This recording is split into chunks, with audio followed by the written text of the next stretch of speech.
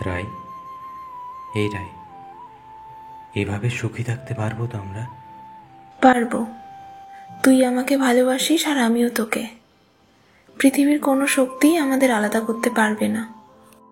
কিন্তু রাই, আমি বলছিলাম কি, যদি যদি আর একটিবার কথা বলতিস। লাভ হতো না, রাজি হতো না কেউই। আর আমি তোকে আমার জীবনে কোনোভাবেই হারাতে পারবো না অভি। আমিও ভালোবাসি, ভীষণ ভালোবাসি রে তোকে।